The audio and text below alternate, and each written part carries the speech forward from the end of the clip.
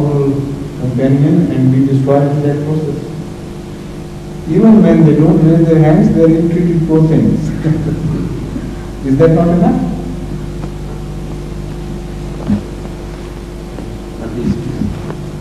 But they are condemned men who to transgress against women and to usurp their rights and to trample upon their rights. They are definitely condemned, and they are also answerable to Allah for that. And for such situations where females' rights are trampled upon, they are given permission to get separated from their husbands without even producing any evidence of their cruelty. So this is the advantage given to the ladies which is not given to men. When men go to the courts of divorce, they have to prove their case. They have to wait for a certain period of time.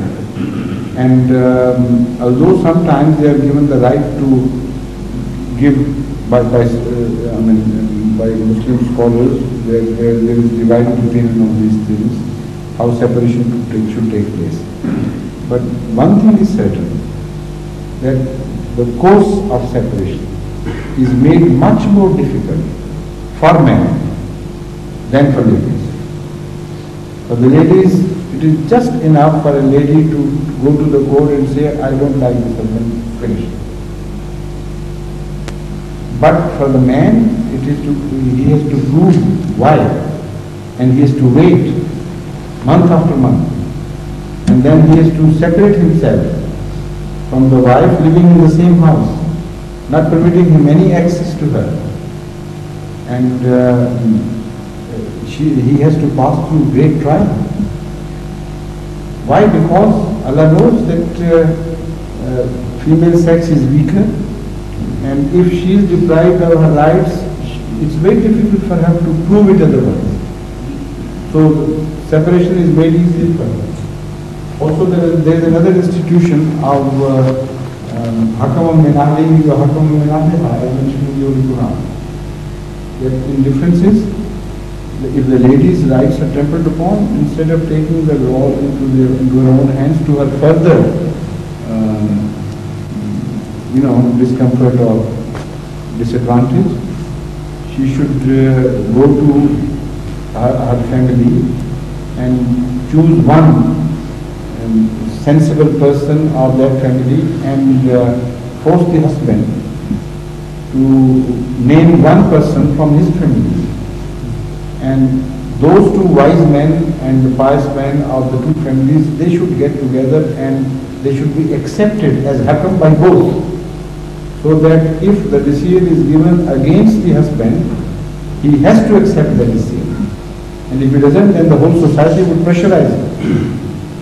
This is the course of for the ladies too.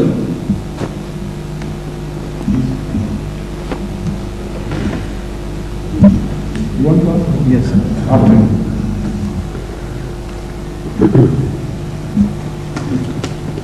There is a revelation of the promised Messiah. बादशाह तेरे कपड़ों से बरकत ढूंढेंगे. The kings shall seek blessings from your clothes. Would Hazur kindly explain whether it means physical or spiritual clothes or both? If they include physical clothes also, then whether an inventory has already been prepared giving a brief account of facts, how the clothes were passed to the persons having them in their possession now.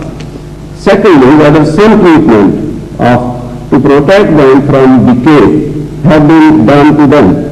Thirdly, whether some of the clothes could be kept in some Jamaat libraries and transferred to Ahmadiyya museums when we have them in future.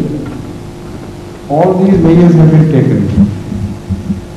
1, 2 and 3.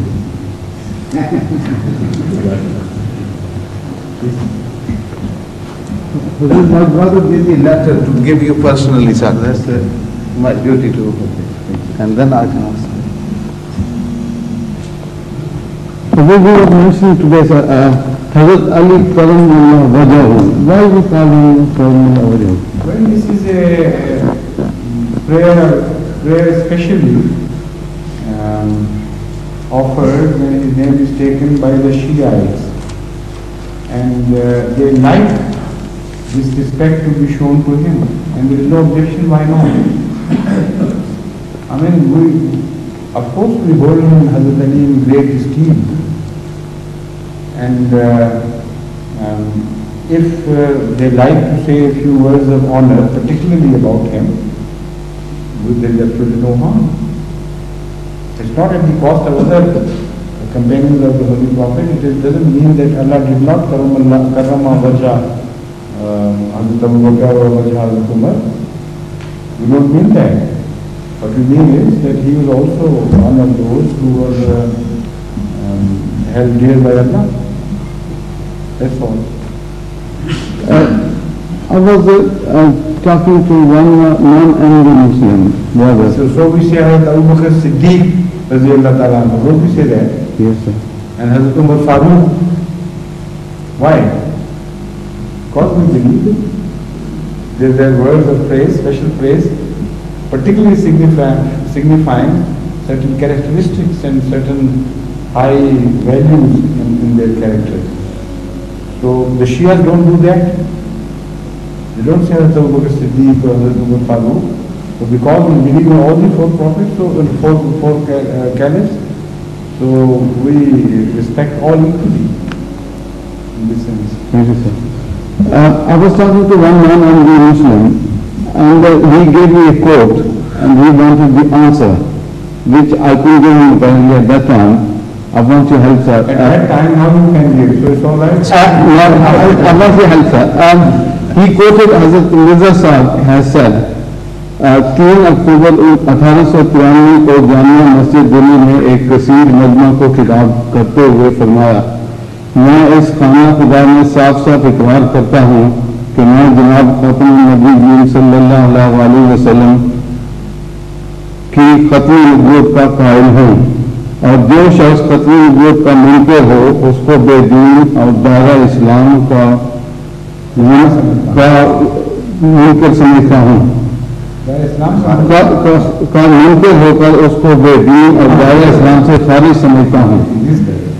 So he asked me, I mean, you started the battle with us, and now you are telling us that why we call you Kharij al-Islam. Who started the battle with whom? He was trying to quote that we were the one who started telling other Muslims. He misses the whole import. That reference is to those ulama who declared Hazrat Masih Maud outside the pale of Islam because he did not believe in Khatam al-Nabiyyin. So this is a rebuttal to that. Hazrat Masih Maud says that this is exactly my faith. Whoever disbelieves in Ahmad sallallahu alaihi wasallam as Khatam al-Nabiyyin is outside. So what is wrong? We agreed on this issue, and yet I am within Islam because I believe in him to be Khatam al-Nabiyyin. That is the answer to a battle which was started by his adversaries. Not a new battlefield started opened up there. Yes, okay, sir. He asked me to go for Fatih Khani to his house. Should I go or should I not? I mean, he has invited me for Fatih Khani. I don't know what he wants to do. Interested in what he is offering you to eat? No, it's not that. I don't know what's your question. Should I go, sir? I must. Meaningless. Anything, any religious custom which has never been adopted by Ahmad sallallahu alaihi wasallam is meaningless in our eyes. And it is useless to do certain things in the name of the Quran and in the name of Sunnah. If they say we have invented new things, you say, well, you may practice them, it's your invention, but I'm following only the Holy Quran and the Prophet Hazrat Muhammad Mustafa sallallahu alaihi wasallam and his companions, of course, and his caliphs. So any religious custom, not other customs, any religious custom which is not, which does not have its roots in the times of the early Islam is meaningless to us. Why should we